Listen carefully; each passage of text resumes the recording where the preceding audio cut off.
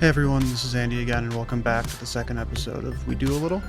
In this episode, Deeze and I are joined by Jacob Horne and D. Goens of Zora. We talk about the importance of community, fun stories from the earlier days of working together, and we spend a lot of time talking about a project that we all love, Nouns DAO. We may have leaked a little bit too much alpha when getting into Nouns, so sorry if you hear any abrupt cuts. Thanks for listening, and please enjoy We Do A Little Zora. This is Andy. Yeah, I'm Deeze.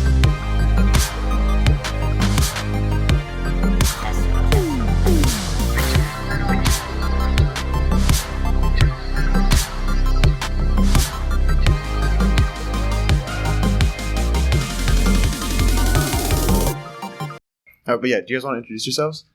Sure. Yeah, All right, I'll go first. Hey, my name's Jacob. I'm one of the co-founders of Zora. Been working on Zora for the past 2 years. Before Zora, I was working at Coinbase.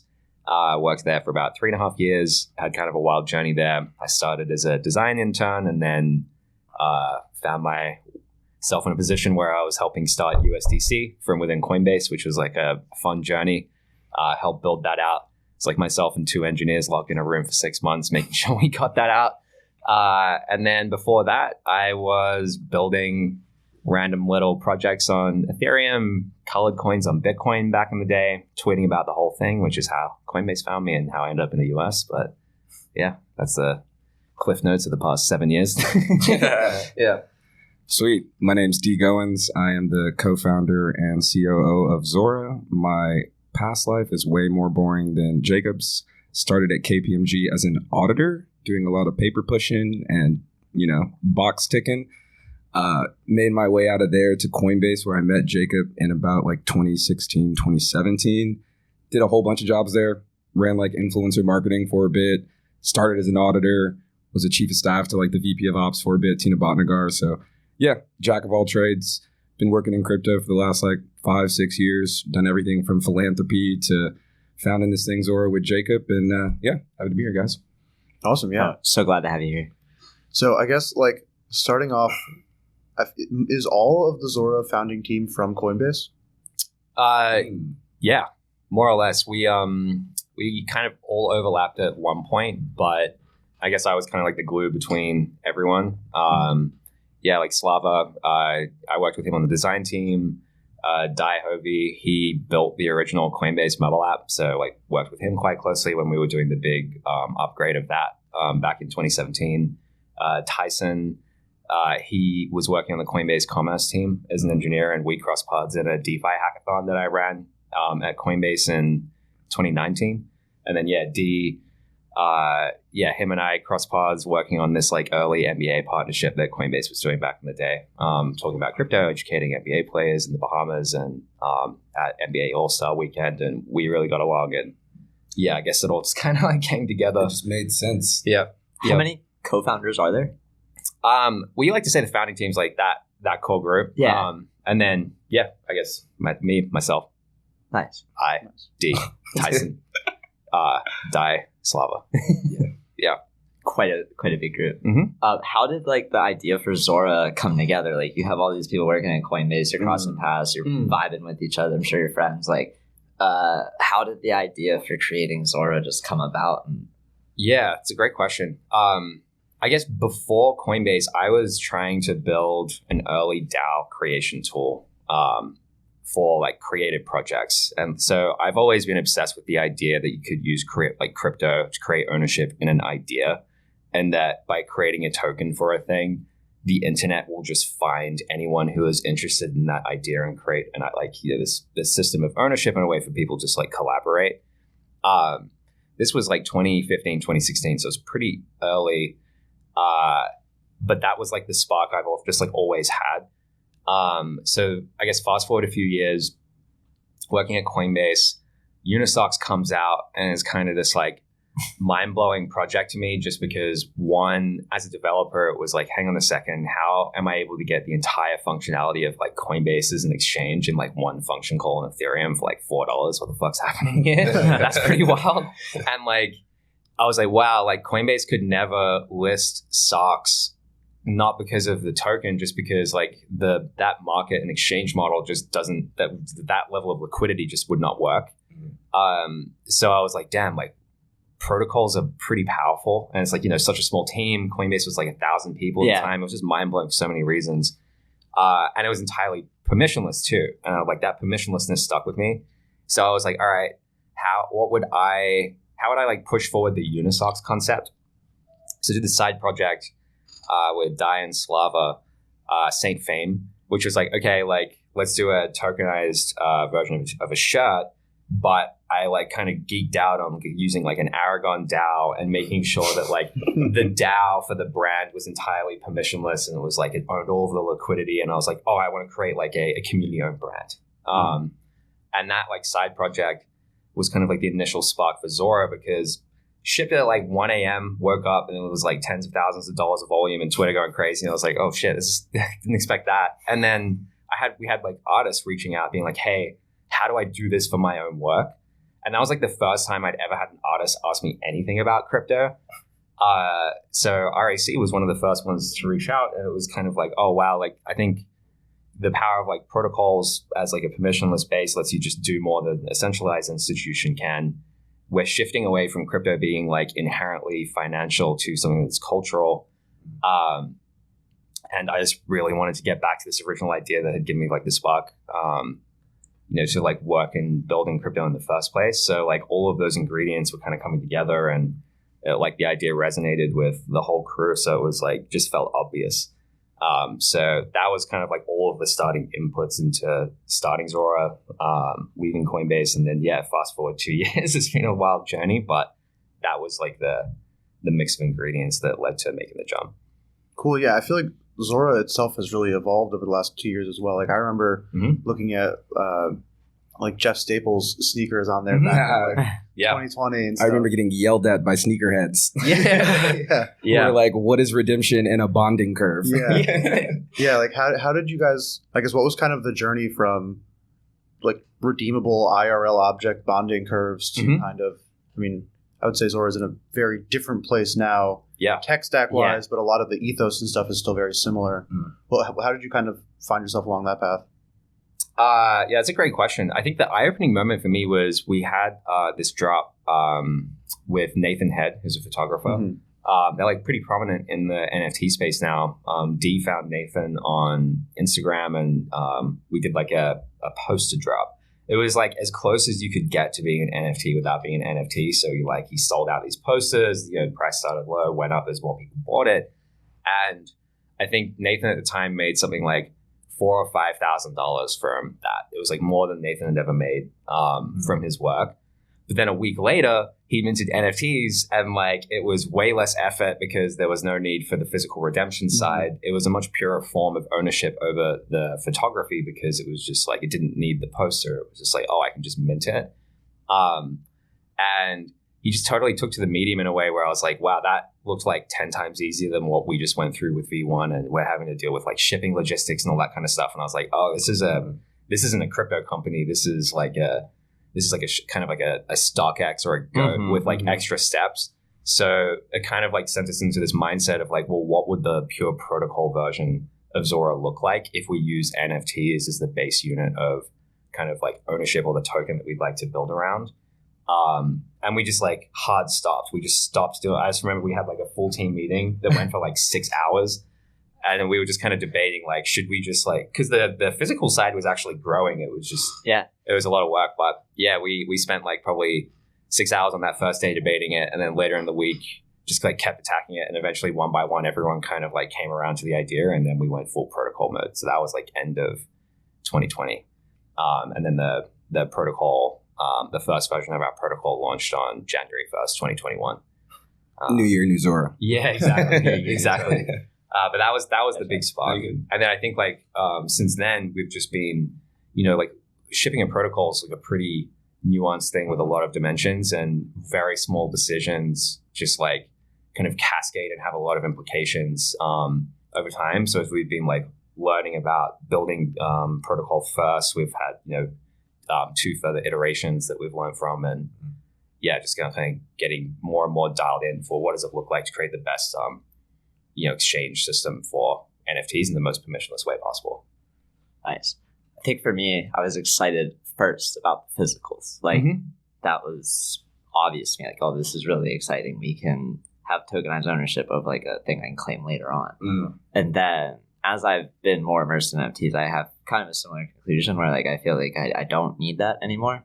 I know personally, like my first thing I saw in Zora, I think was like Coca-Cola. It was like a red shoe. The Jeff Staples. Yeah, the Jeff sneakers. Staples. That was the first one. I was like, I need these. And I'm like, they're sold out. Or like, they're out. Like, I can't get a pair. And I'm like, fuck. I'm like, all right, I'm going to wait for the next pair. And then there was no next pair. You guys redid it. And I was like, no. Like, that was my chance. Yeah. And then I think I ended up getting artifact sneakers in the same mindset where it was like, I need to get some physical shoes that like show off the space. Yeah, what's been kind of a full circle moment for us actually in the past couple of weeks is that the redeemable physical side is actually really coming back in a much more effective model. Like we've seen this project called Nouns Vision that have created this like luxury pair of glasses under the Nouns brand. But that has been a redeemable NFT drop.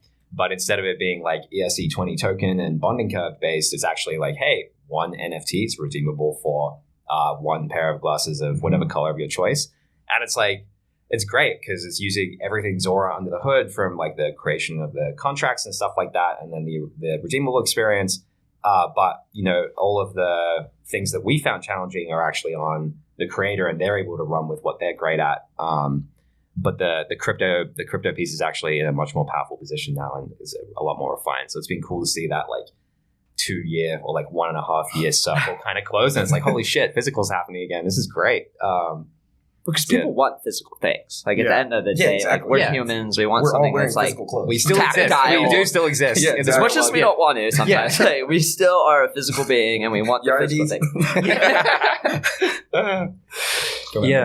I think NFT NYC this week's been kind of crazy because I think it just continues to highlight that, right? It's funny that I feel like the Web3 space is collectively rediscovering Earth and just like, oh wait, like it's cool if we meet in person or like we create these spaces. It's like, wow, concerts are fun. Holy shit, I like festivals. I like going outside.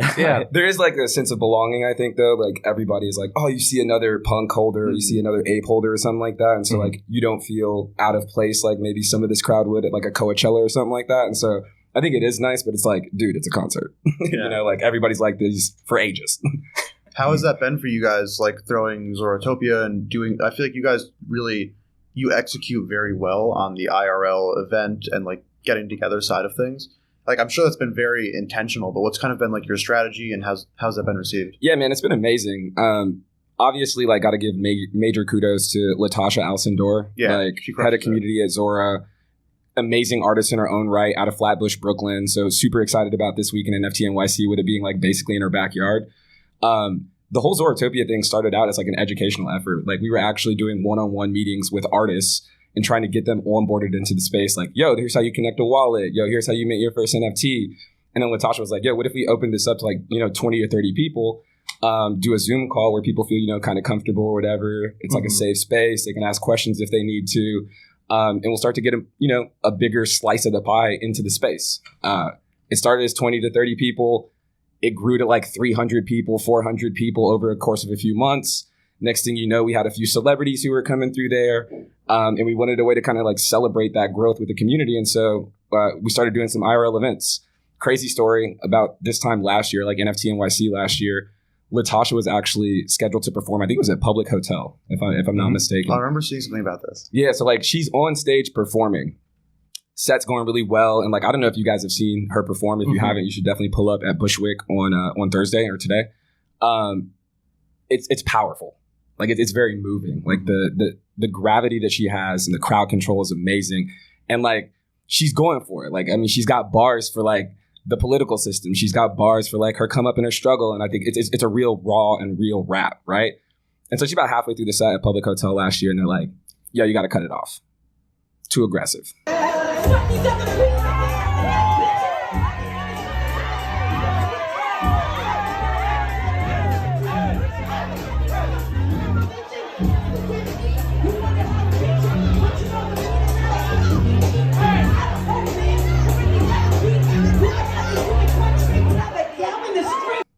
it's a little too noisy in here now, a little too rowdy.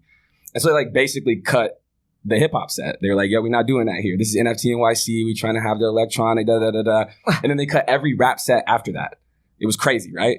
And so obviously the Zorotopia community's bummed. We're kind of pissed off. Like me and Jacob are like, yo, we got to do something, bro.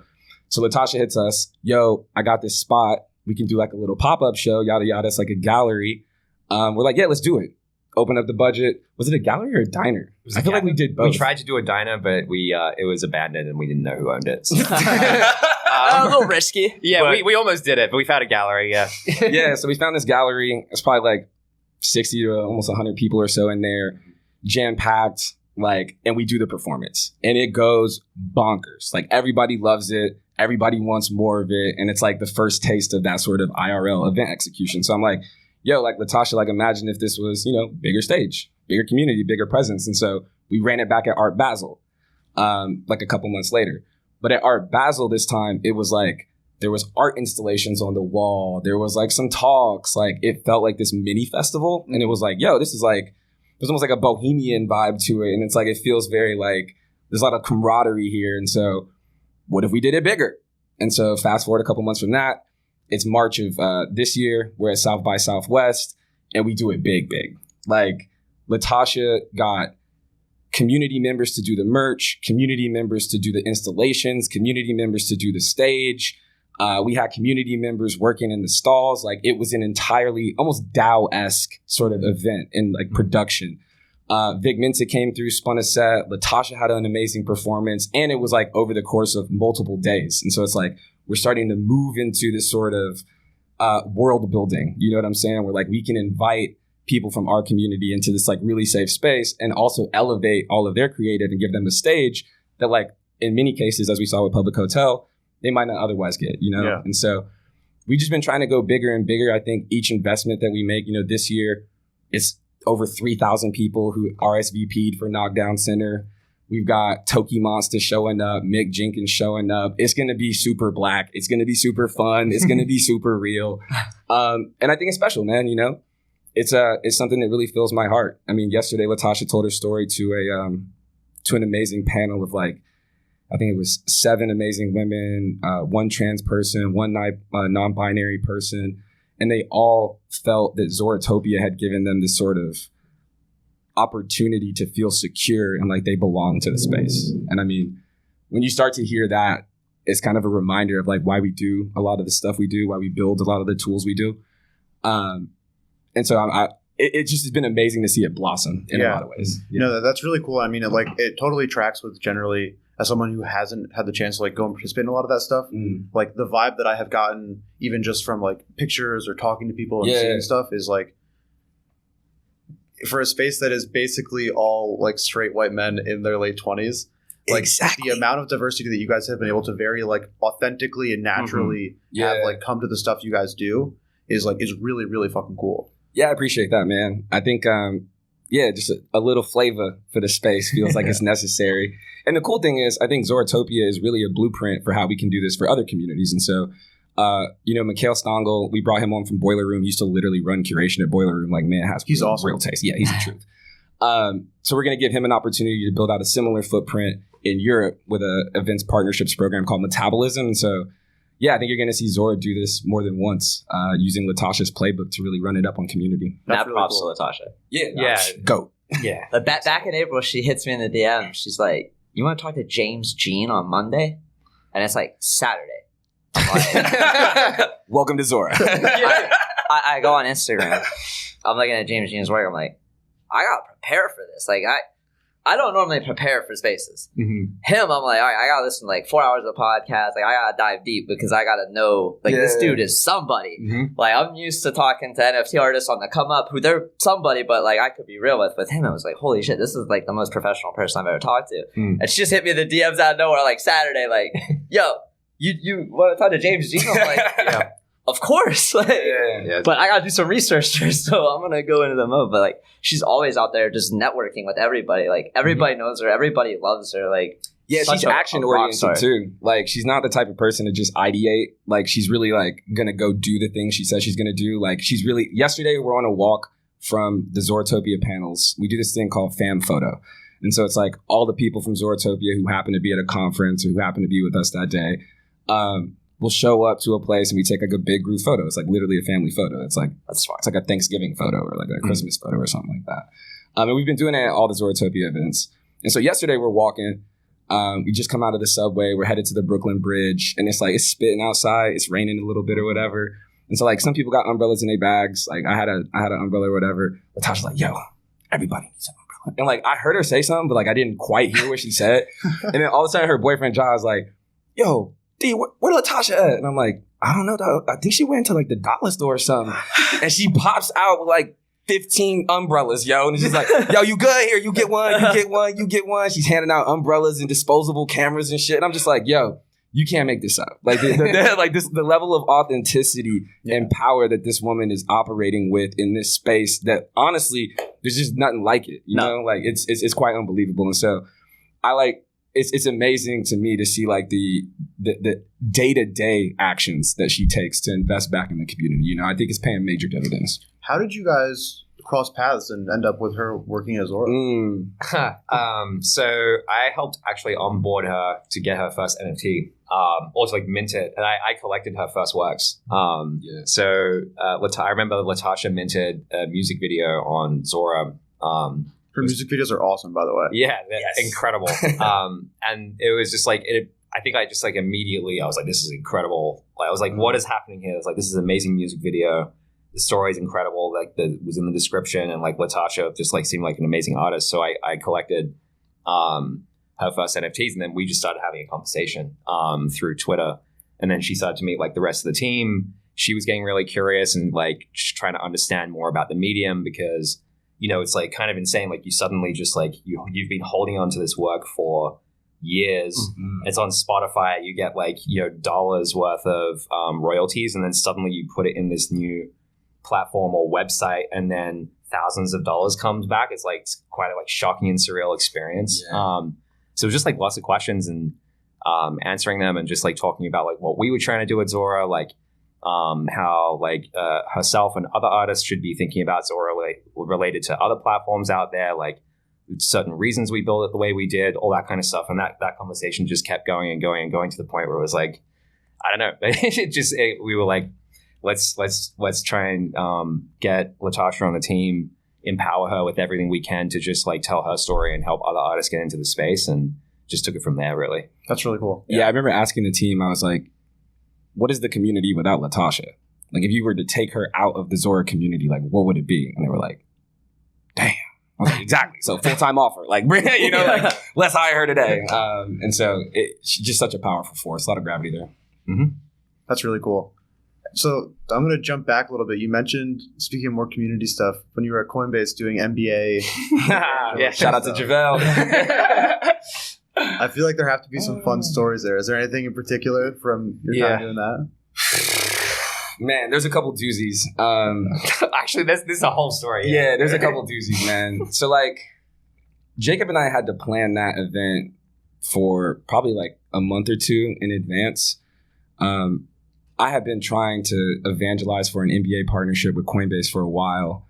And I mean, they kind of saw the opportunity, but it was still really early days. And so I had a shoestring budget, like barely any money to pull this off. We needed to get to 2 locations, Chicago, which was for NBA All-Star Weekend, so it's going to be crazy, as well as Nassau to get to the Bahamas for an NBPA retreat, NBA Players Association, for those who don't know. And I had I did not have a lot of money to do this. Okay, like literally zero. And so I'm also like trying to figure out who I can get to speak. So like I needed a Coinbase rep, like somebody to speak on a panel with like Chris Paul and Baron Davis and like all these amazing NBA All-Stars. And then I also needed somebody to like present the sort of like crypto 101 or like some stuff that would be exciting to the players as part of a workshop in the Bahamas. And so like I asked around, I'm like, yo, Rachel, like, can I get Brian? Like, let's ask Brian. And Brian's like, nah, it's Brian Armstrong, right? Like, I'm not about to fly around for All-Star Weekend. So I'm like, I get it.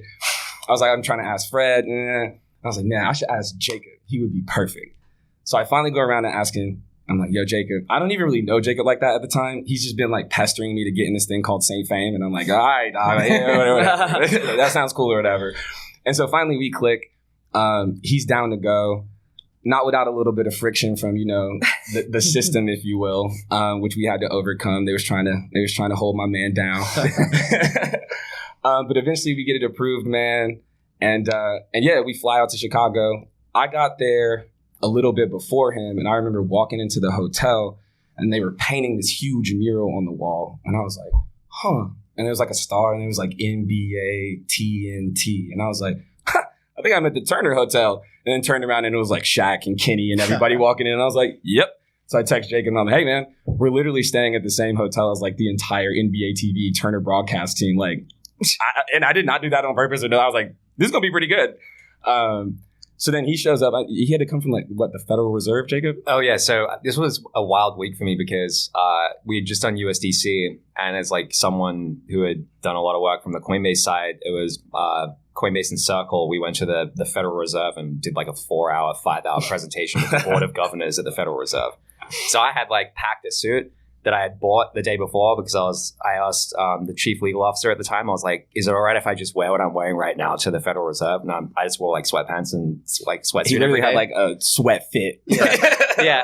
He was like, "No, absolutely not." And he was like, "You got to go down the street, go to this guy will sort you out. He'll give you the politician acceptable suit." And I was like, "Okay." So I had just come from being in DC with the feds for, hours. They have an engineering team, which I didn't know, which was interesting, showing them USDC. And I was like, oh, do you want me to, I remember demoing, I was just like, hey, so I can just like send this USDs to quite literally anywhere in 15 seconds. And I can put it in this like lending protocol, or I could use this exchange. And their brains were just like, oh, they're like, oh, interesting. Like, what kind of restrictions are on that? And I was like, what do you mean? But anyway, yeah, so I flew from DC, and I came a few hours after, I arrived in Chicago a few hours afterwards, and it was freezing. I was freaking out at how cold it was because I didn't know it got that cold in Chicago. Yeah, like you had like never seen snow like that. Yeah. I was just like, "What? This is crazy." I didn't know what it was in Fahrenheit, but it was real cold. It's like felt like zero. Yeah, we like the lake effect snow up in the Great Lakes area. Yeah, you from Michigan? Ohio. Okay, cool. Dope. Close from Cleveland. So I was gonna say, are you a Braun fan? I root for the Browns, but I wouldn't call myself primarily a Browns fan. Yeah, you're a LeBron. Oh shit, I thought you said Browns. Now you good? Yeah, of course I like LeBron. Okay, cool. How can you not? Facts. King. Harder to root for him on the Lakers than any other place, but that's no story. So I'm a Lakers fan, dog. You don't have to take that shit back. Easier to root for him on the Lakers than the Heat. Yeah, okay, I remember. Now I'm getting all the flashbacks. So yeah, I get to Chicago. Dee's there. He was talking to some Dee does this thing where like he'll just go and speak up to anybody and then like can charm him in 5 seconds. So imagine you just talking to Shaq, like you're just quite literally, talking to Shaq. Quite literally. I think it was Ernie Johnson. Yeah, that's what it was. So Ernie Johnson actually went to my high school back in Atlanta, Marist High School. Also went to my sister's alma mater, UGA. And so I was like, oh, Ernie. Like, I just pulled up and I was like, yo, I like your shoes, dog. And he like he dabbed me or whatever. I was like, yeah, thanks, man. I was like, oh, I went to Marist High School. And like we hit it off and like started talking for about like 5 minutes or so. And like all the celebs were just rolling around us. Mm-hmm. It was quite crazy. But yeah, we hopped in this car. I remember the first couple events. We go to this first one for the Chicago Bulls. And we walk in, and Jacob and I feel like, we're like slightly out of place. It's like a proper NBA event or whatever, but it's still like a little corporate. So we doing the whole, hey, how's it going? Nice to meet you. Yeah, I'm Jacob Horne. I'm D. Goens, Coinbase, the whole thing. And so we walk to the back, though, and like JaVale McGee, man, really shout out to JaVale McGee and Kez Reed. He was actually the guy that got us the partnership. So he had been, dibble-dabbling in crypto for a minute. Mm-hmm. He had been hitting me up to ask some questions about like how to use Coinbase and Coinbase Wallet and all this stuff or whatever. And so like he was pretty hip to it and was like our sort of evangelist for the whole thing. We walk in and he's at the back of the like it's like a bar restaurant thing in like a dead ass throne. Like actual throne. Like it was a throne. But mind you, JaVale McGee is like 7 feet tall, dog. Yeah. So like this man is sitting in like a 12-foot throne, like chilling. He's like, yo, my guys, and like throws his hands up, comes over, like daps Jacob and I, like gives us a hug or whatever, and this whole thing. And like next thing you know, it's just like a whirlwind. We go from that to this Baron Davis event where is it Craig Robinson, the guy from The Office? Yeah, that's his name, right? The black guy. Yeah, Daryl. Yeah, plays Daryl. Daryl is just in there chilling, and I was like, "Yo, man!" He looks at us and goes, "Is it y'all's first All-Star weekend?" We was like, "Yeah, dog." He was like, me too. Which is absolutely crazy. So like, it feels like an episode of Entourage in a way. He sang the national anthem to me, like the Australian national anthem. Anthem. He was like, "You're from Australia?" I was like, "Yeah." And he just starts singing the national anthem. I was right into it. Yeah, I was like, "All right." Like in the middle of the party, dog. It was crazy. It was crazy. Then he's like, "Man, y'all staying for the weekend? Like, I got this show later. I'm playing in this band. Y'all should come by." We're like, "Yo, yeah, whatever, man." Eventually got to leave there. Things like quiet down or whatever. We're supposed to meet JaVale, and I know this is probably like way too much information in detail, but like why not? Great. It's a cool story. So we're like trying to get into Tao nightclub, right? And so we walk up. I had met some guy in the first party who like gave me a name to drop to get a table or whatever. So like we walk up to the door and I'm like, Tyrone Davis. The guy's like, don't have it. And I was like, hold on, let me call him. Tyrone C. Davis. And the dude's like, Doc, y'all got to go to the front door or something. You're not getting in here. So we walk around to the front of the restaurant and Jacob's like, yo, like, what if we just go in and get like a Moscow Mule or whatever? And I'm like, all right, cool, man. So like, we'll make the most of it. Walk in, order our mule, turn around. Who do we see but 7-foot JaVale McGee in the middle of town? He's like, y'all coming into the table? And then invites us into the club, have a whole night, man. It was a pretty amazing moment, like in every way. And like, the whole time, I'm pretty sure there's a video somewhere of like me, Jacob, and JaVale, and I think the caption is like how to launch a token. Yeah, and it's just like us on his Instagram. Yeah, it's so good, man. Yeah, we'd sent him like a fame shirt and everything like that, and then we had to go to the Bahamas so D and I gave like an hour talk to 30 or 40 of the players who were there about crypto. But the problem was that on the way from Chicago to the airport, like Chicago to Bahamas, we go to the airport. Halfway on the way to the airport, D just goes, "Bro, I forgot my passport." Yeah. No, Jacob asked a question. He was like, "Man, I gotta put all my details in with my visa and my passport and shit to check in." And I was like, "Yeah." Like my heart just sank, and I was like, So I started like checking my pockets, but I didn't say nothing yet. Yeah. And I just rolled the window down, look at him. I was like, dog, I don't have my passport. And I just put my head literally out of the window on the highway. And I'm just like, damn, D, damn. You've been working for 2 months for this. Like, this was my whole career, basically. I'm like, Get to the airport. Jacob, like, I don't know how we found a flight. Mans found me a flight. We call it Operation Boomerang. I had to fly from Chicago to San Francisco. My roommate met me at the airport, basically threw my passport through the like the sliding doors. It was like, you're good. I catch it, turn around, get back on a plane, fly to Atlanta, have a 2-hour layover in Atlanta, during which I fall asleep after eating breakfast and nearly miss my flight to Nassau.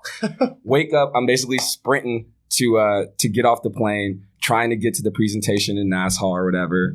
And I walk in, I'll never forget, Kendra Mason, amazing person, works over at A16Z. She helped us to do the whole coordination of the event. And she just looks at me and goes, you smell like the earth. Yeah, I was like, oh, man. And Jacob's like, you made it! Like super refreshed on stage or whatever. But yeah, we crushed it, man. It was awesome. He showed up literally 10 minutes before the presentation, and I thought I was going to have to do this whole thing solo. Like, I was like, go to bed. I'm like, all right, no way D makes it back. And then he made it back. And it Operation Boomerang. Yeah. Yeah, that was a pretty good one. And then after that whole thing, we were just like, yeah, we could probably work together. So if you could fly, like, do that on a drop of a dime.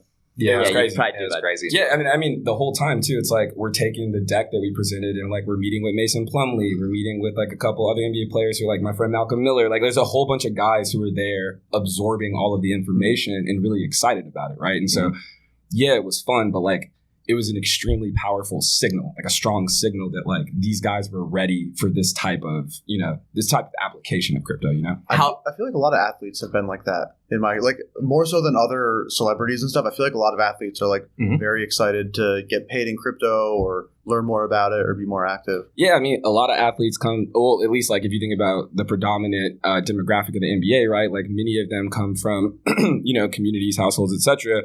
That have a lot of distrust of the financial system, right? Like it's tough for them to get, it's tough for them to get credit. It's tough for them to get loans. It's tough for them to buy homes and all that stuff. There's a lot of like, old school mattress money type of saving. And so I think anything that gives you more agency or control over your, your financial independence is something that's super attractive to these guys. How have you seen like the NBA players over the course of the last couple of years, like from this first interaction to now? Like you talk to like all the NBA players, like a bunch of NBA players. I imagine it's. I'm not gonna like list a bunch of names of people we're talking to. No. Everybody's interested. Everybody's interested. Just like every big brand is interested. Just like every major artist is interested. Like athletes are interested, right? I mean, even college athletes now are able to capture value from their name, image, and likeness, and so that's even a topic. I think that, and like we see LeBron in crypto.com commercials. Like Joel Embiid is in crypto.com commercials. Like Coinbase is all over the court, right? And so it feels like the relationship or like the coherence of those two things is like really there now. Yeah, I feel like for me, like Top Shot really married it. Like that's the story I'm trying to hear from Andy. Aren't you like Mr. Top Shot? Certainly is. Yeah. That's what I wanted to hear. Yeah. Well, so it's like, I mean, it's not that crazy of a story, but basically, like, I was in early 2020, like DeFi summer. I like got into the closed beta, but I didn't even remember that I had applied. And so like one day I saw someone tweet about it in like September of 2020. And I was like, oh yeah, Top Shot. Like I forgot about that. I should go like see if I ever got in or whatever. Went and checked my email and I had been accepted like a month earlier. If I had known that, I'd have a lot more money now. Honestly. Because I like missed out on most of like the super rare stuff that dropped. I mean, that August was crazy though. Yeah. If you think back, like that August 2020 DeFi month was one of the craziest months of my life as a Like I completely understand why you didn't look at your email. You were fucking farming every shit coin. I was busy. We had a lot of stuff. Name your food. I'm farming. I'm deep on kimchi, sake, sushi. Pasta. Oh man, and that wasn't the top. Like, come on, y'all. Yeah. But yeah, so basically like I'm a huge basketball fan. Like prior to like NBA Top Shot and all that, I was like playing daily fantasy sports, like doing my own player projections, all that kind of stuff. And then also just like watch basketball every night and enjoy sports in general. And so like it was actually my first experience with NFTs where I purchased an NFT and was like, I'm not just doing this because I think I can make money from it, but I'm doing it because like I want this one. Wow, that's cool. And so that was like, it was very transformative for me where like previously with like CryptoKitties and stuff, I was like, oh, this is cool. I can see how this could track to like real world objects and different things. And like, that's interesting. But I had never had an experience where I was like, I really want this digital object because it means something to me or is valuable to me. And so that like really unlocked a lot for me. And then at that point, I was like pretty obsessed with it. I'm pretty obsessive. And so I got like really obsessed with it really quickly. And I'm like very competitive. And it was a really, really small market at the time. Like there was one period of time where myself and my two friends who like I'd gotten to know through it were like over 50% of the marketplace volume. But I mean, it was market like making Top Shot. Yeah, but at that time, it was like it was nothing. It was like tens of thousands of dollars a day. Like it was really nothing. And so I would just like go in, and my strategy was I felt like I had a bit of an edge because I actually watched basketball, and a lot of the other people who were on Top Shot in September 2020 were not basketball fans. Like they all came in like January, February of the next year. Dang. And so all the guys there, like there was this like really weird separation of player prices where it was like LeBron and Steph, and then like Giannis and Luka and Ja and Zion, and then basically every other player in the NBA. And so like my whole strategy was just like identify the players who were in the best, like the bucket of every other player and just buy like an insane amount of them. So like I remember that I would like actually crash their website personally because I would open up like if there were like 100 Joel Embiid moments all available for $1, I wouldn't want anyone to front run me because people would like see what I was buying and then they would do it too. And so I would open up like 100 tabs at once and then just go between every tab and press buy. And so I would like DOS their website and I'd be like, fuck, I crashed Top Shot again. Like, I'll come back in like half an hour and do it. And so that was really it for me. It was like a lot of it was just collecting and just like I wanted to have the most Steph Curry moments, or I wanted to have like every single one of the legendary moments because like it was kind of cool. And so like I still have a full set of like all the original base moments that like I probably will never sell the full set because it's just like a cool thing to me. And like same with like I bought one really rare LeBron moment is like his Kobe tribute dunk, and I have like what I would consider to be the rarest one. And like that was like very much so I don't really care how, like fortunately I can afford it, but I don't really care about like what the resale value is going to be in 10 years or something. But it's also been like it's been really, really weird for me from there because so much of like the daily fantasy sports and poker world has come over into NFTs through that. And so I've gotten to meet like a bunch of people who I used to like read their articles all the time and stuff, but because like they came over from DFS and now like I'm in this like same weird bubble as them. It's been a really cool thing.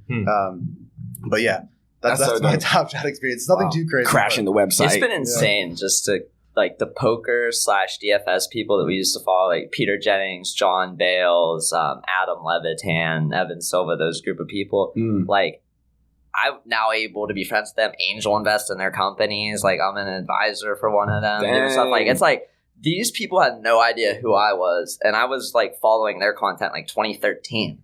And then fast forward until 2021 January when John Bales writes this article about buying the John Morant moment, and then the floodgates of DFS people are like, "Oh fuck, John and Peter are really smart. We're just gonna copy What is them." DFS? Daily fantasy sports. Okay, there we go. Yeah, so it's My like bad. DraftKings, FanDuel. You know, There we you're go, just there we go. betting on a slate of games for like that specific day. Interesting. Boom. Okay. But I think one of the things that's been really, really interesting with that, and I wouldn't have expected this if you had asked me a year and a half ago, is a lot of these guys, they came in because they kind of, regardless of what the field is, they just want to find an edge. They're very risk-on people, and they're like happy to gamble their money in something where they think they have like a plus EV opportunity. And so a lot of them came in because of that. But like now a lot of them are like really intense CryptoPunk collectors, or like like bidding on stuff on Super Rare, and like actually legit really big collectors. And like I talked with Daryl Morey, and he has like a full curio card collection. He's like, Yeah, that's crazy. Yeah, he's like a really big NFT collector, and like Also casual. Yeah. It's weird. It's wild when the worlds collide. And that was before, like that whole Top Shot thing was before fractional, right? Like I'm assuming it was that was actually part like of the journey kind of to a it. big inspiration for it. Is a lot of these guys when they all came in. So the thing that Deeze mentioned, the John Morant moment, that was like honestly, like maybe this is like a bit of a Top Shot homer take. I think that was like actually the biggest moment for NFTs that has happened over the last couple of years. It it was very much a catalyst in a lot of ways. 100%. Because I think like Top Shot, pretty undeniably, I think was a pretty big catalyst of like just money coming into the ecosystem Facts. and stuff like that. Because even people who just came on with a credit card and bought stuff, they were buying stuff from other NFT collectors who have been around for forever, who then went and bought punks and bought all this other stuff. And so Jonathan Bales, who is like a really prolific daily fantasy sports player, really, really amazing writer, and also just like really smart guy, really nice guy. He comes out in like the middle of January with an article that like I'd really highly recommend for anyone who's interested in It's NFTs. timeless. It's like a timeless article. It's Of, actually like timeless. I just bought this like GIF of John Morant for $35,000. And like I think it was one of the best purchases I've made in my life, and here's why. And he like goes and like really, really, for someone who was previously not in the NFT space, like working in the space at all, he really, really thoughtfully lays out like how the world is becoming more digital, and just like having a physical card is really no different. If anything, it like is maybe worse than having a digital version of it, and like why it has value and all of that. And so that individual moment, it was actually like 7 guys who all pooled together like $5,000 each and bought it. Wow. And so I was like, I feel like there has to be a better way to do this. Yo, that's cool. And so that was like a pretty big inspiration, actually, was all these guys who were coming in were just pulling together funds to buy stuff. And like, you know, you can't really do it with Top Shot because it's a much more centralized service. But like, it definitely was a pretty big influence as far as just like, it was such a social thing at the time, and all these people were buying stuff together, or even just like buying the same moment, like, or one of the same things, and just felt like there had to be a more like a better way to do like that social collective ownership thing. Yeah, it's crazy. Like in those the poker, any gambling circle, like your reputation means so much, and they'll just chop things up like verbally, like you would with friends, and they don't think twice to like trust people. But then it's like, well, this is really fun just to collect stuff together. How do we open this up so that like you don't need to trust someone with 5, 10, 50 grand? Yeah. And like you also don't need to like make a Gnosis multi-sig every fucking time you want to do Yeah. something. But, you know? Yeah, the poker scene is like, honestly, to a level that's a little bit absurd. They're like that. Yeah. And I mean, the craziest example is I'm a part of the group who bought the Christie's Alien Punk. One person just owns it, and we just all sent them money. And it's Yeah. Like, so it's one person owns the Alien Punk, and we all sent them a bunch of USDC back then, and we have no like IOU or anything. yeah. Yeah, trust. It's the original blockchain, right? Yeah, it's kind of crazy. Yeah. But yeah, it's been really fun. What's been your guys' experience as you've been onboarding, like, you know, working with NBA people, smaller independent artists, and then you've even done stuff like the like memes and like the Doge NFT and all of that. Like, what's been your experience? Like, any really interesting stories, or how's it been onboarding all these different types of people and different like groups who have different kind of histories and mindsets? Such a good question. I guess the first thought that comes to mind, I feel like it's actually a good lens to have this discussion through, is like, I think why Zorotopia is so important to me, and I think is like a window into the future, is like I kind of, if you think about like YouTube back in like 2009, it's cool to see like the CNNs and the like cable companies come onto it, but really it was like the vloggers who were native to YouTube that like push the medium, have a fundamental understanding of it, and then ultimately become like the kings of that. Yeah. So I'm much more convinced that the Latashas and the Halik Malls of the world will be the kind of the kings of the Web3 ecosystem, more so than people coming from, the NBA or, anyone who has like in a traditional established career in the prior form. I think they will like be able to come across to Web3 and be really successful. But I think like the Mr. Beasts of the world will be like the Latashas of this one. So that kind of shows with a lot of the discussions that we have. I would say that anyone who is like running a business or a brand or is an artist that is already well established, the types of questions they're asking about crypto are much more, I would say, risk averse or like risk mitigating, and just trying to like they're kind of apprehensive to make that jump because they can clearly intuit that something like interesting is happening, but they don't want to put everything they've already built up to that point at risk. So it tends to be a bit more like, nervous entry and, often not that high impact versus the artists who are like, they've tried their best in the prior forms, but they can just see this whole new world up in front of them. They're like much more willing to get experimental, lean into the full power, like lean into like take the leaps of faith of things like CCO or opening up ownership and expanding that to the community and stuff like that. Which is really cool. And I guess like the middle ground there is like with the Doge meme. It's like, like she was an elementary school teacher in Japan who just happened to like share photos of her dog on the internet and it went totally crazy.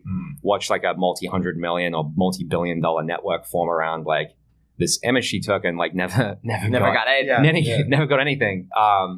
So that was a really cool moment to see like when the Doge NFT sold and that whole series sold.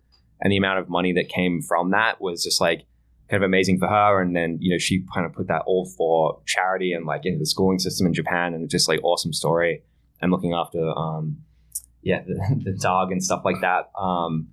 But yeah, I would say like the conversations in those two camps is like if anyone's established already, they tend to be a bit more nervous and apprehensive. And then anyone who's like kind of up and coming and new to it, they're just like, help me do the most insane shit possible. Yeah, I mean, if you have an established rep, you have way more to lose when you decide to enter the space. Yeah. An artist like Halik or an artist like Latasha has way more to gain, right? And so they're coming with a different level of hunger, and a different, like,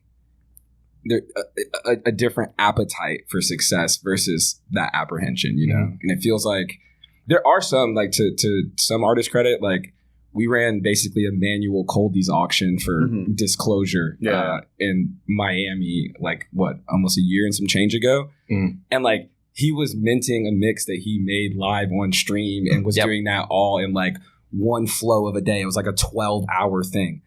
That was pretty cool, And I think artists who lean into that a bit more and are a bit more vulnerable, I guess would be the word here.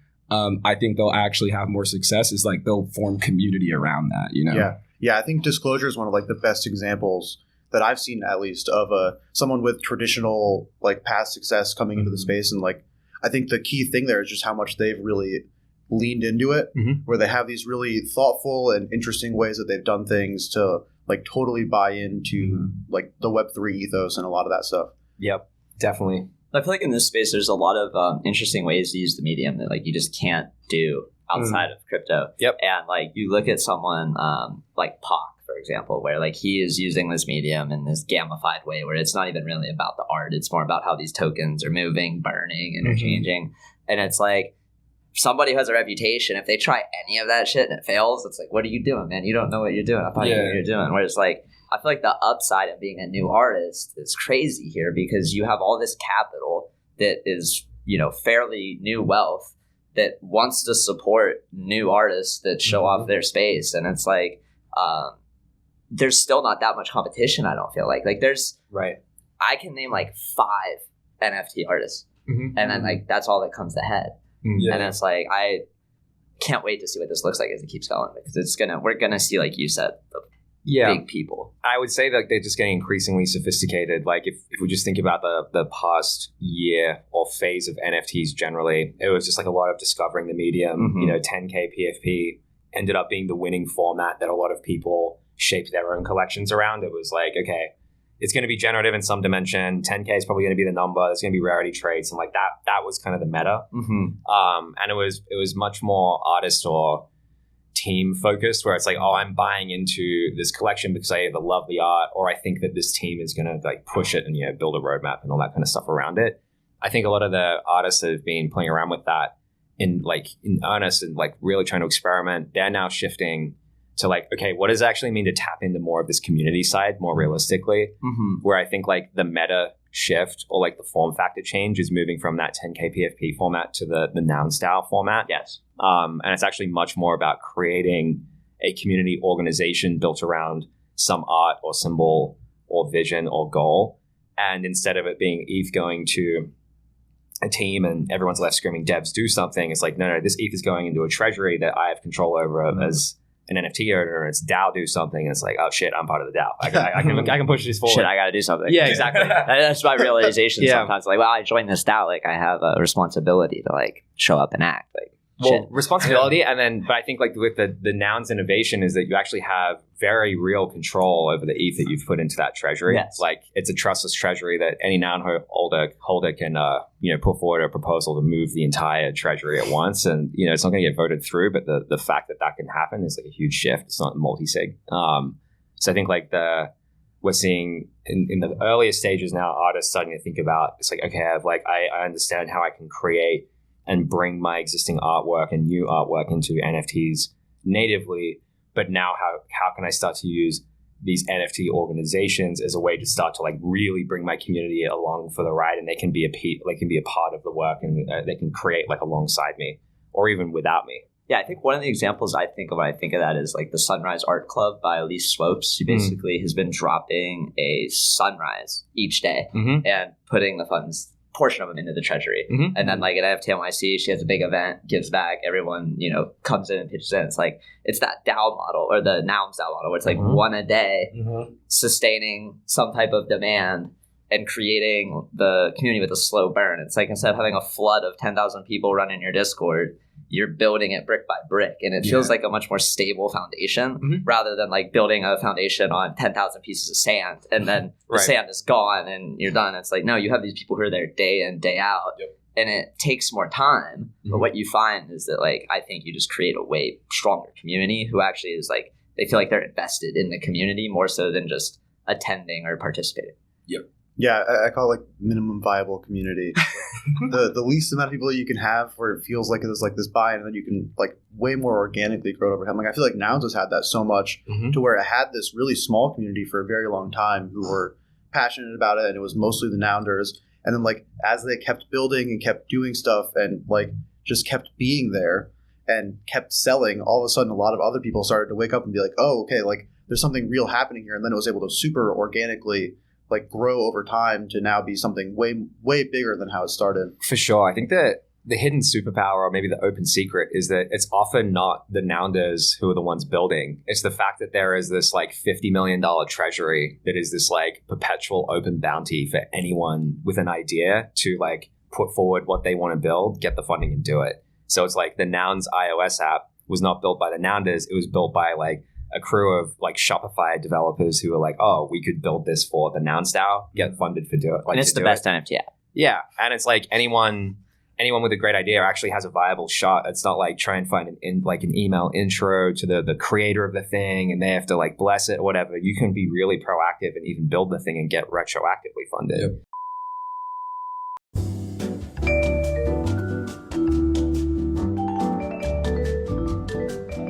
But speaking candidly, when I first heard it announced, I was like, oh, this kind of seems like a reverse Ponzi. The people are paying like $600 to get in, and the latest person is going to pay the least. In my head at the time, I didn't fully understand it. And then 3 months in, it started to shift. And then like by Art Basel talking to Arjun from Paradigm, he like started talking about them more.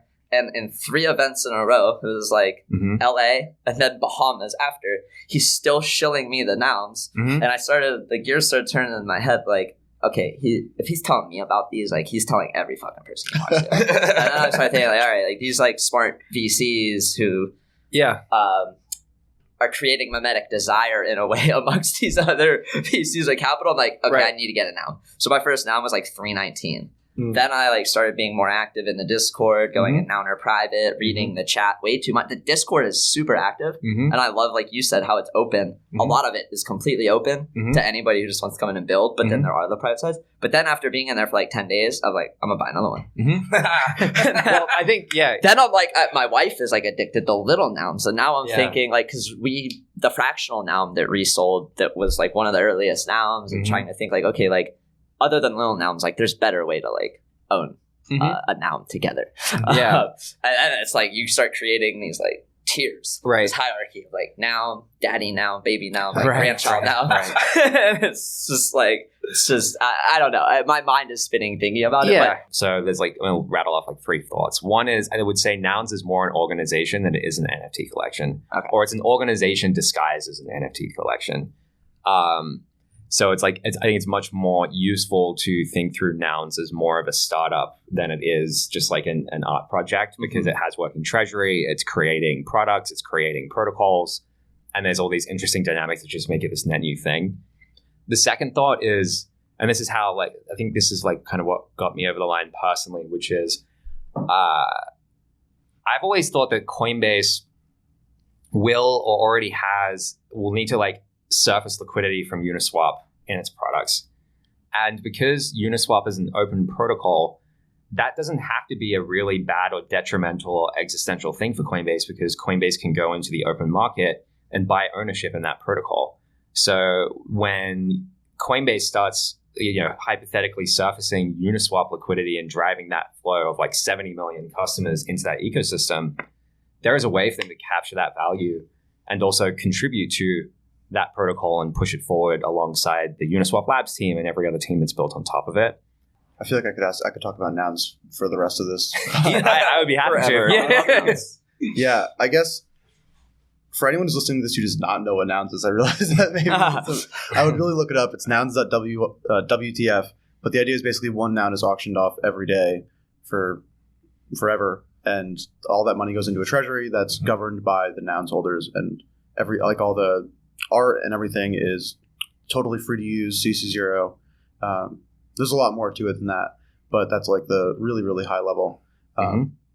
So when did you, either of you, like first get into nouns? I know like it wasn't immediate, because we were like, it kind of was. From when I was talking to you about it, yeah, I feel like the conversation was like nouns is cool to like nouns is really fucking cool. I think I was playing coy. You didn't have a backpack. Yeah, it was like, they suck. So I think nouns caught our attention from day one because it was a fork of Zora and a fork of Compound. So we tend to pay attention to anyone forking the protocol because we want to learn what that protocol did not offer in that context and like inform what we want to try and build. So Nouns came out, and the whole kind of team, or like the group of people that came together to build it, like they were in out, like we work with them, know them, like kind of cross paths in various ways, or just like, similar communities, like Blitmap community was a big overlap. So yeah, saw it from day one, and I just remember like reading through the code and being like really initially confused, and I was just like, damn, that's pretty interesting. I was like, it's just kind of this interesting perpetual machine that I don't know what the machine does, but it's cool that it just kind of keeps running and like keeps growing. And we just started talking about it literally every day for months. And then we got really, it's funny, I think everyone goes through this experience where we're just looking at the auctions, we're just like, it's so whack, it's so expensive, what the fuck is happening? We're just like, it's rigged. Yeah, this doesn't make it like, why? 650. Yeah, we just kept getting, we just didn't fully understand why it was consistently going for so much. Like we were just kind of waiting for it to How did you feel when Richard got the third one for like 30-some-8? Oh, it's like, that's one of the best moves of all time. Yeah. You're like, why did we bid on that? Yeah. But I think it was really watching the proposals that was eye-opening to us, because it was moving more, it was doing more proposals and allocating more capital than like most of the largest DeFi DAOs that existed. And they were also doing a lot of fun stuff. Yeah, there was like a proposal for the Randy's Donuts. It was a proposal for the Super Bowl commercial. There were proposals to send nouns to space. Like there was amazing energy around that, and that sort of playfulness made it like you want to participate in that. Like you want to join in with your friends and be like, yeah, let's put the glasses on a donut. Like, that sounds crazy. Or let's put a mural up in Brooklyn. Like, that sounds fun, you know? Yeah. And so seeing that sort of velocity, and then seeing also like people were voting on it, you know? So it's not like it's just like a proposal that's sitting there. You're seeing people actively say, we think this sort of branding and this sort of marketing is actually cool for us, you know? Yeah. Exactly. And I think the big shift, which was when I guess when we like bought in and started actually trying to get ownership, was I minted this image that I actually drew to myself, I guess like a few months ago now, which was like, well, what happens if you replace the image of the character being auctioned off with what you're actually buying in hard ownership and protocol rights? And I was like, oh, instead of I'm buying this really cute looking pixel art, I'm buying 50 basis points of a treasury with $70 million at a predictable dilution rate, which means the valuation could be XYZ 2 years from now if we like played it out. And it has an incredible group of members. It's starting to create and accrue ownership in multiple platforms and potentially protocols. And I was like, oh, wait, this isn't just like a piece of art I'm buying ownership in an organization. Yep. And that was where I was just like, oh, okay, this is a totally different lens. I think for me, there was definitely like the same thing with the auction price where it's like, all right, I'll just wait till it goes down. Like, why right, down? right. And then there was like a long enough time period. It was like, okay, It's like maybe it's not going to go down. Yep. and then it's like you have to kind of figure out in your head, like, what does it actually mean if this thing never goes down? And like, what is the thing that is playing out now if it is actually just where there's like an infinite bid on nouns? Yep. I think there will be as many noun styles as there are companies, brands, projects. It's the same themselves. It's not to say that every single noun style that gets created is going to have hundreds of ETH flowing through it every day. But I think there will be this. I think this feels like the ideal form factor to start a brand or a project in its earliest stages. And yeah, I guess like through this like organizational lens, like what's really happening here is that like capital is accruing in a treasury to achieve some shared goal. And in the nouns case, it's to propagate the sunglasses symbol, the ideology and vision that comes with that. But the Zorb DAO, if it was in this form, would have very different goals and visions and very different types of people who would want to contribute to that. Similarly, for like Zorotopia in this format, you know, that would attract very different attention from people who want to contribute to Zorotopia and, you know, get that to Coachella size in 2 years from now. So it's less about only winning attention. Obviously, like attention is part of it, but this is not just like art and imagery or like a pure meme we're looking at. It's actually like, what is this treasury like creating and accruing into it outside of just selling the meme itself, which I think is only now becoming obvious in nouns because it's starting to accrue things into the treasury that aren't ETH. It's accruing 1 in every 10 little nouns. Is going to accrue ownership in the nouns builder. It's going to accrue ownership in every other protocol and team that decides to build for that ecosystem. But I think that can play out for all sorts of different brands, like on the fashion side. You know, quite literally, I think every brand probably starts as something like this in the future. It's better. It's a better way to do it than picking a jurisdiction in a company. Just start a DAO, put out the idea and the concept, and then just like see who it resonates with. And the organizations are essentially configurable or like programmable, and so it's not that you have to stick to one a day forever. If the DAO decides to vote to pause the auctions, they can do that, or if the DAO decides that they want to do one a week instead of one a day, they can do that. And so I think you'll see a bit of like elasticity, I think, in the actual cadence, and teams will start to optimize for when they're going to have the most attention, you know, or maybe you'll see like seasons, you know, something like that. We're starting to see it with little nouns. There's times where like auctions are not settled for hours, especially at night. Yeah. My wife, she's addicted to little nouns, always looking for like she wants a nice cat. She's just every 15 minutes paying attention for the cat. Yeah. And she'll be just sitting there swearing like 3-4 hours later, MFer won't settle their auction. No. It's like, you don't want to settle someone else's auction. That feels bad. You're like, I don't want to spend $20 so you get your bag. And exactly. But then you get to this game where it's like, all right, it's been like 3 hours.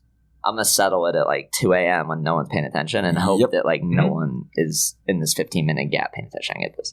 Right. But it like creates this thing and then where you get other bids. Yep. And then there's like a bot that comes in and bids quick. But then you start thinking like they could be doing this way better. Like, because when I first bought a few little nouns, I was like, all right, 15 minutes and doing the math. And I'm like, all right. And then after a week of watching them, I'm like, oh, well, that math is way off. That is like the best case, like settle the next block scenario. In actuality, it's going to be like a fifth of that number I calculated, if not more. Mhm. So then it's like trying to figure out, like you said, like how do we optimize this for attention? So like each little noun is like adding to the treasury in a good way, and there aren't just like people coming in 3 a.m. settle steal. Right. Like feels I don't know how we do that dynamically yet, but Yeah, I mean, first of all, the auctions pausing feels like nobody settling is actually like a feature in a way. You know what I'm saying? It's like a cooldown or like a slow. Yeah, it's like no mode one's on paying Discord, attention, You know? so- Yeah, exactly. And then I think the other thing that is related to the proposals themselves is like there's a lot of longer arc proposals that are on the Nouns DAO treasury right now, and so Dustin Yellen's going to complete a full art piece with like the first 300 nouns in it, but that's going to take about a year, and so there's like some future attention that's baked into the proposal flow, right? Like, so Nouns is going to have a float at the Rose Parade. And so that's going to happen in the spring of next year. And so I think there's things that you can plan in advance where it's like, even if it feels like the auctions are kind of slowing or attention's kind of waning, it's like the treasury is still very active and the org is still doing things that are going to garner future attention. And so I think that sort of sustainability that you can see, it's like, I could fall asleep today, wake up from a coma a year from now, and like go see the Nouns float. You know what I'm saying? And maybe nobody had an auction since then, but like the DAO was still able to like execute. And then to Jacob's point, so many other new like revenue streams, right? And so even if it's not just a daily auction, like the treasury can still be accruing value in the form of Ethereum through other sorts of protocol ownership. Yeah, I'd actually modify my answer on the scale in like as many as like I think there'll be as many Nouns DAOs as there are companies, brands, and viable internet communities like subreddits and stuff like that. So it's probably way more than we think. And if like we just like use subreddits as like a kind of crude analogy here that have been operating for years and sustained attention, like you don't need to have millions of people looking at these things to capitalize them well or give them a treasury to work with. Could be less than 100 people. I would argue Yeah, the exactly. best subreddits are the smallest ones. Right. Like the ones I find the most value in, there's like not that much activity. The more active, it's like kind of a cluster. Yeah. So I think there'll be a lot. Really, really excited to see like, what if we were Nouns DAO, but we're making a video game? Or what if we're Nouns DAO, but we're a t-shirt company? Yep. And I'm really, really excited to see what that looks like. Same. I just think it's going to be, I think when anyone mentions Nouns DAO as a model, people immediately conflate it with like being linked to the art and having to use that art. I think it's going to be a huge moment when like people actually see the first Nouns DAO that looks nothing like it and it's just the model. I think it's like, oh wait, I can use this for all sorts of different things. Yeah.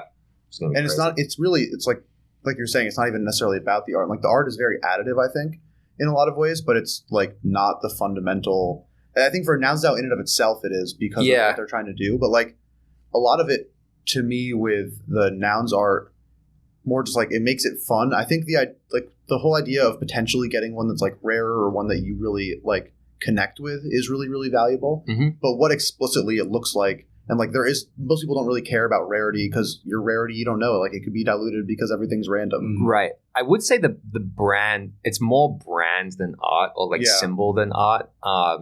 Because I think like all else being equal, I think the brand and the symbol will make a big difference because it helps the propagation and understanding like what is driving this thing. Like putting the Apple symbol on something tells you a lot. Putting the Louis Vuitton symbol on something tells you a lot. So I think like that is like that is valuable symbolic real estate, to use like Eugene Angelo's term, which I really like. So I think the symbol is important, but I don't think you necessarily need to start with it. Like I want to see people play around with just like even just minting a single page of like, here is the earliest form of the concept or an idea or a goal, and then just see how that starts to like evolve itself over time. Imagine if like loot was a Nouns DAO and it starts out as text, but then like the SVGs were upgradable and the DAO would like over time have someone like, so you have loot and it's just the words, and then someone submits a proposal and says, I'm going to make actual images of all of these different loot things. And then like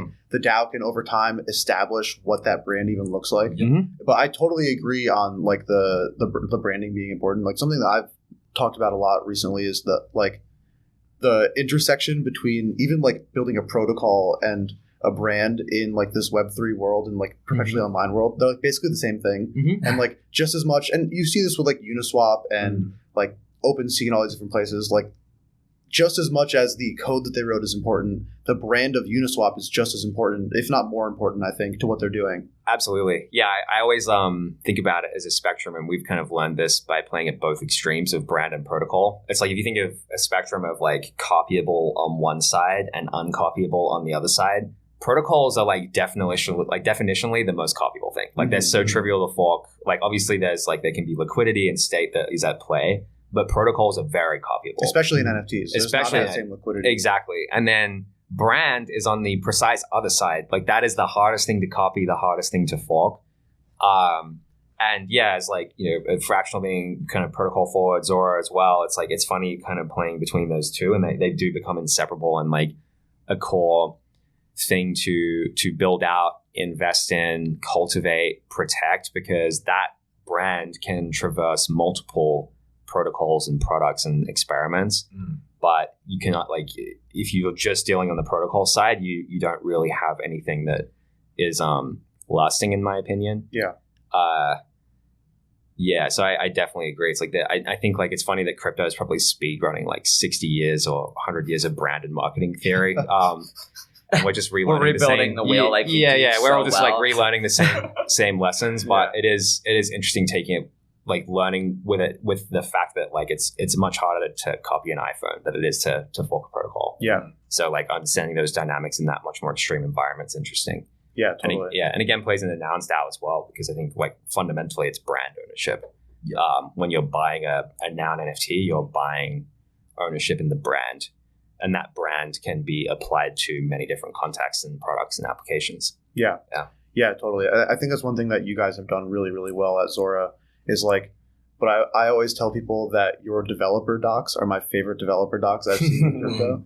And like, it's very, very clear when you go and look at everything that you guys have created that like you have this extremely cohesive brand, and that you're very intentional about kind of having everything kind of feel the same and have the same kind of like interactions and vibes and aesthetics.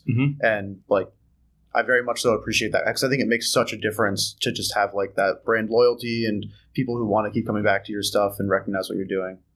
Yeah, it ends up being, I think, the thing that people relate with the most. It's like people are using the brand is ultimately the first interface or like the first interaction they have with Zora. So that just sets the context for everything else. And yeah, Zora is much more of a space where we have many things happening within it. And it is that kind of glue that ties it all together. But yeah, I'm pretty convinced if we just like went pure generic protocol and we called it like NFT MP, like NFT marketplace protocol.org and stuff like that, it just would not have the same impact. And we would also be restricted in what we can do and be hard for us to like expand what we want to build out. But it's also because like Zora actually started as like a meme and a symbol first. Yeah. Like I actually think of Zora as like a fiat or analog Nouns DAO in a way, where it was just like an ethereal Twitter profile I started with like the moon, sun, moon emojis, and just kind of with just like curating, you know, what I thought were interesting images or thoughts and just putting it out there. And that was Zora first before it was like a protocol or product. How did you come up with the name Zora? That's what I was going to say. Okay, so I got really deep into prediction markets in it would have been 2017. Or I was also deep in prediction markets. Yeah, it was like when Augur and then Veil was really interesting to me, because I was like, okay, what does the world look like if there are 1 million prediction markets? And the thing I wanted to build was, okay, well, search and discovery is going to be a problem. So like if there are 1 million prediction markets because Augur and Veil are a thing, then we're going to need a search engine, and that'll be a search engine for the future. So I was like, oh, well, if you had a search engine for the future where you could like type anything and it'll tell you the predicted or likely outcome, I was like, that's kind of like a new being or like godlike thing. So I was like, what would you name this search engine? And that's where I spent. And then my dad has this whole thing on like 4-letter words just being fascinating for some reason. And I just it resonated. I didn't question it. I was just like, yeah, 4 letters. What would feel like a larger being, and skewing it like either towards a feminine name or just like neutral. And then yeah, Zora just kind of like stood out. And then obviously we did not see millions of prediction markets, so did not build a search engine for the future, although I think that may be a thing that comes up as someone attempts prediction markets at scale again. But I just kind of sat on that name for 2 or 3 years until it came around. It just started with like a Twitter profile and the moon, sun, moon emoji, and just kind of like went from there. Love So, it. yeah. I think when I think like Zora, I'm thinking like moon, sun, moon. I'm like Ra, sun. What was this? I Well done. try to break it up. Like, yeah. what? I guess I didn't know. Like, what when you looked up Zora, like, what does it mean? It's like a god or like an alien. There's some like Zora Neale Hurston's a relatively like famous historical like person. Zora in I think it's Slovenian means dawn. Gotcha. And that it doesn't have like a strong English definition or anything like that, which I also really liked about it because I was like, oh, this means there is space for us to create new meaning around this word. I think that's really important when you're picking a brand or like a word. It has to be something. If it is something that's a little ambiguous, you get to be a lot more like, I guess, intentional with your brand because you're working in this ambiguous space. Like, I feel like at fractional sometimes we're a little boxed in because it's like, oh, we're named fractional. It's like fractionalized. It's like exactly. It's like the opposite of Zora in that sense. It's like what the hell Zora? It's like fractional. It's like I guess they fractionalize. We simply like fractionalize everything. We do so nothing it's like else. as we like expand and try to be nimble and do new things. It's like, well, how do you do that under fractional? Right. Exactly. It's a bit of an alpha leak there. But it's just like I love that. Wouldn't be the first one on the podcast. Yeah, exactly. Just going straight for the treasure. Yeah, Deeze. Brands are fun, and I think like we're going to see more and more. I think like the crypto blueprint or like starting an organizational team or company in crypto is skewing more towards the Zora approach now, which is like a little less, rigid, technical, traditional Silicon Valley like startup approach into like, oh, okay, like we're going to take some of the best tenets and principles from that, but maybe we're going to like push the boundaries of what you typically consider from a startup. I think from like a tech company. Yeah, exactly. I think how we've approached the brand from day one is like a big part of that in practice, where it's like, okay, you probably would not expect this from a tech company. Yeah. Nice. But it's really worked for us, and it's opening up a lot of increasingly opens up interesting opportunities for us that we wouldn't have anticipated. So You can always work backwards. You'd be like, okay, what would a normal tech company not do? And I'm like, all right, how could we do that? Yeah, make everything free. That's a big one. Yeah, I mean, we don't have fees. Charge no fees. Charge no fees. Remove yourself from the control of the system. There's a lot of dimensions to that. But yeah. Yeah, so we're starting to run low on time, but I did have one other question. Like, what, as we've done this NFT NYC and kind of, we're in I feel like we're in a bit of an inflection point. We've talked about nouns. I think that's like a big part of this inflection. Mm-hmm. Is there anything else that you guys are really excited about over the next, like, 6 months, a year, like that either you're building or just things that you've seen that you're really excited about? I guess the thing I'm most excited about right now is that no one knows anything again, which is just like such a nice change.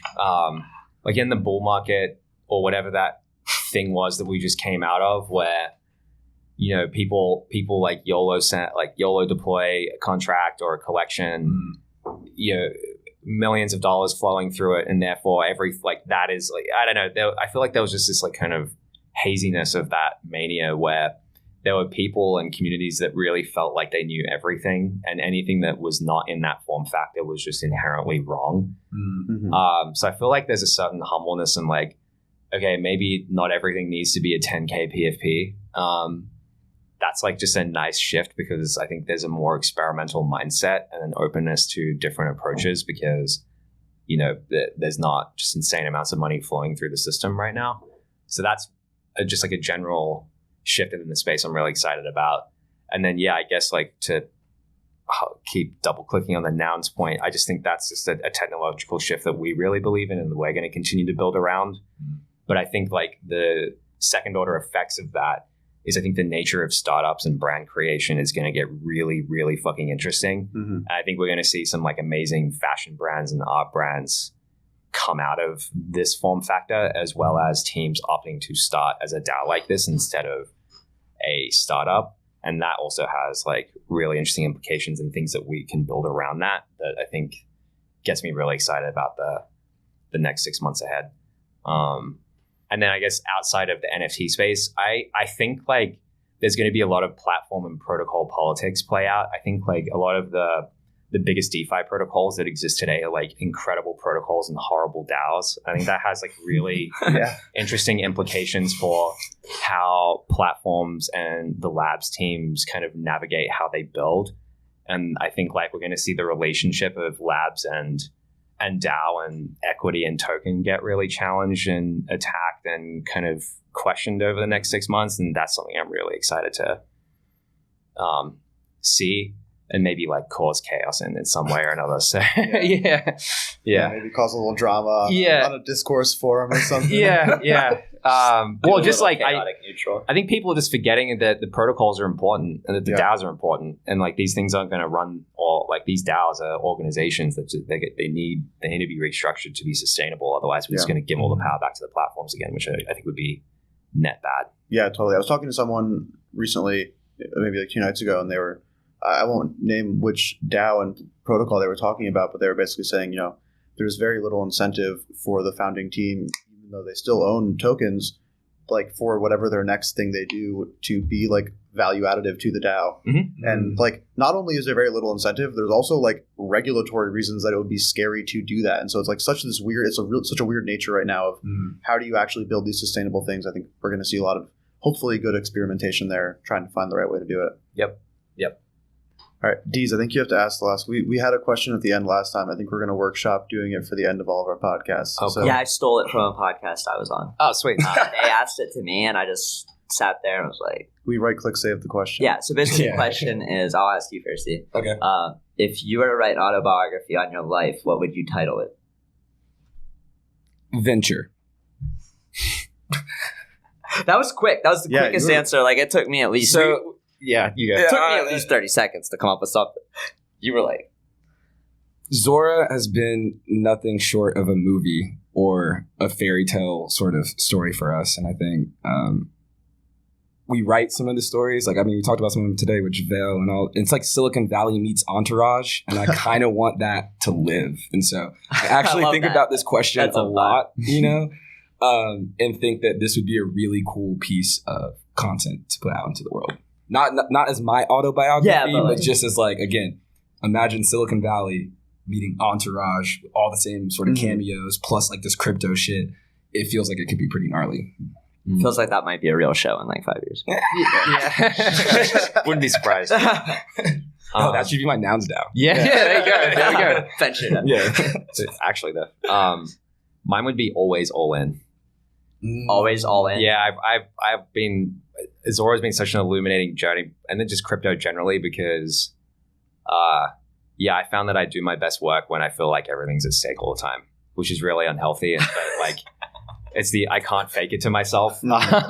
So even when I was younger, I don't know, I just put myself in situations where I have to be all in. So yeah, that would probably be my title. No, I love that. I think about that a lot. But yeah, I think D gets the hard end of that sometimes. Yeah, like, can we just like all ponder that real quick? Yeah. Especially when you're running a company that's getting to our scale. It's like the moves. It's a state of mind that is like, you have to be sharp, because if you fuck it up, it's done. But I just feel like it's such a clarifying mindset that I can't fake it to myself. It's like, oh, okay, we've got 7 years of runway. Then just the way you think changes. It's like, well, what would it look like if we put ourselves in a position where it's 18 months in a bear market? What type of decisions would we? And even just, and you're like, but I just buckle up. Yeah. But even here we go. But I guess even just asking that question that starts to reveal answers, right? It's like, well, okay, what would we have to do in the next 18 months, given what we're trying to do for that to be sustainable? Yeah. So maybe I'm kind of like almost faking it there by just virtually putting it all in and like playing it out. I think that's smart. You got to put yourself in a different mindset to think through the different scenarios, so that when you're making moves, you can think like, oh, I already thought this part through and this is what happens. Like if you don't do that, then you're kind of just... just walking around in the future. Yeah. Just jaywalking. Yeah. My problem is I got to make sure I don't just trip over in the short term. But yeah, that's probably why I title it. Always I love it. All in. Mm-hmm. That's hard. No, I got asked that question. I was just like, man, that was so thought by. How'd you answer? I answered with a Lindy walk. Because I feel like my whole life is a Lindy walk. That sounds like a real book. Yeah, it does. Yeah, it's so like good. It took me 30 seconds. Like, that's and still pretty quick. It wasn't on video. Yeah. And I wasn't using a webcam. Okay. So I'm just sitting there like in my chair, like what do I name it? Hey, Deeze, are you on mute? And then like I came up with that and I was like, oh yeah, I named it a Lindy Walk because like I feel like my life is very unstructured and unplanned and I just go with the flow and I just take each day at a time. And it's just like I'm Lindy walking through life. And like that has made me the most like serendipitous connections with the coolest people, just being like open to experience and just saying yes to things and just kind of going with the flow. That is lovely. When I was like structured more at my old job, like I hated structure. Like I hated just knowing like this is what I'm doing from 8 a.m. to 5 p.m. And then like I like needed that like Lindy walk where it's like I just put myself in an environment where things can happen. And then this space is like you're Lindy walking through this space. Next thing you know, you're just like talking to James Dean, talking to Peter Jennings, like you're talking to your idols, hanging out with the Avenged Sevenfold. Like you used to listen to them as a kid. It's like all these fucking paths cross, and it's just it wouldn't have happened if I stuck to that like super strict regimented like this is what I'm doing all day, because I would have never planned any of these things that really just opened up all the doors. Yeah, and Deeze definitely won't like toot his own horn as much as he should, but it's crazy. Like when I like first met him on Twitter through NBA Top Shot, basically. Like we both had like a couple thousand followers. We're just like talking back and forth, making trades and stuff, and like seeing the like way that he has positioned himself as like such a and I know he doesn't like it, but he's really positioned himself so well, and so much of it is just because he like is perpetually available, and you like anything I say, hey, you want to do this thing? He's like, fuck yeah, of course, let's do it. Hell yeah, let's see how it goes. And so that like it. I can't say enough good things about like where he's positioned himself with all that stuff, so it makes a lot of sense. Yeah, like a lot of people, like I think they thrive off the structure, but for me, it's like throw me in the chaos, kind of like how you were like, yo, I gotta get my passport, I'm flying back. It's like I'll just figure it out. Like, fuck, like we're around good people, we got a good support system, like we'll figure it out. I'm down to go on a couple Lindy walks. We've been doing it all around New York. It's just like a couple of miles here, miles there. I'm down to get lost. New York's crazy. You walk one block and it's like, holy shit, this is. I'm in a new town. Like, I was walking through Chinatown and I was like, man, it just smells like dead fish. Like, I'm walking through Chinatown. Because like, there are. What happened? There are a lot of dead fish. All right, yo, Andy, before you go, you got to tell us your book. Fuck, I'm still trying to figure it out. I only got this question earlier today as well. Okay. It like sounds cliche, but a part of me wants to just say up only. But like not really from like the actual numbers like crypto side. But I try very, very hard to be like very optimistic in life and just like very much so any position. And it's almost similar to kind of the all-in stuff, but just like if I put myself in a position and even if I don't know if I can actually do it, just be like, no, I'm going to figure it out. Like it's going to work out. I can do it. And so I'm still workshopping what the actual name would be, but that's the general vibe of kind of where I like that a lot. It's like the compounding. It's just like the growth. It's steady growth. It's up only. It's like every day, just brick by brick. Yeah.